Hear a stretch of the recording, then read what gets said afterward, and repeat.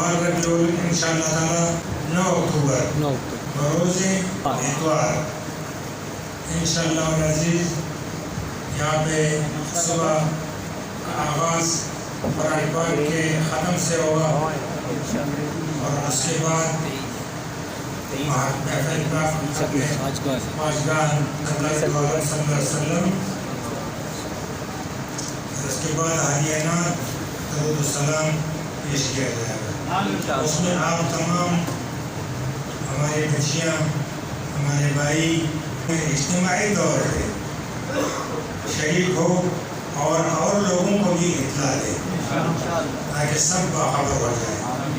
میرا اس وقت آنا جو ہے بڑا مشکل ہو گیا تھا، مجھے ایک درد ہوا تھا، لیکن وہ شکر الحمدللہ اتنا درد تھا کہ میں یہاں پہ گردے کی طرف میں ہاتھ نہیں رکھ سکتا تھا۔ اللہ رب کریم نے کرم فرمایا، آپ لوگ مستقبلات نصیب دیجیے۔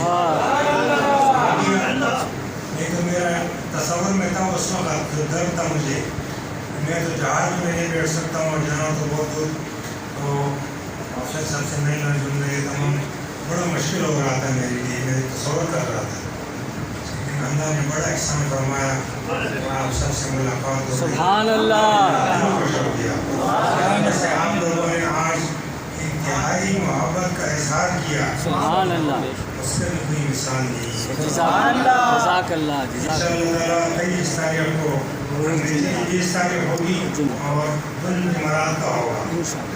صبح کا آغاز کلام پاک کے ختم سے ہوگا، اس کے بعد تمام رسومات جو ہیں اس کی بجاوری ہوگی، آپ سارے لوگ اس میں شریک ہوں۔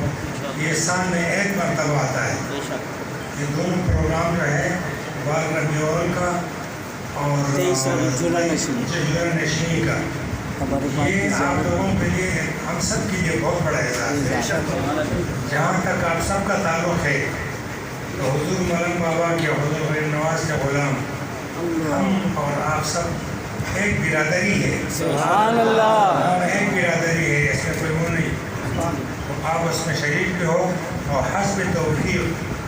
تو غریب نواز کا لنگر ہے، مولانا بابا کا کام ہے، وہ خود اپنا حساب سے کرتے ہیں، لیکن دل کھول کے اور حضور صلی اللہ علیہ وسلم کے لیے تو جان بھی قربان ہے، سبحان اللہ، مال کیا جان بھی قربان ہے، بے شک، اس میں بھی حسب توفیق اپنا حصہ شامل کریں دل کھول کے، اور جیسے جنریشن کے لیے جو انتظامات ہونے ہیں اس کا بھی پوچھیا کریں کس طریقے سے کیا کرنا ہے اور حصہ کیا لینا ہے۔ یہ اپنا ایک کار خیر ہے اور بہت بڑی اجر و ثواب کا کام ہے۔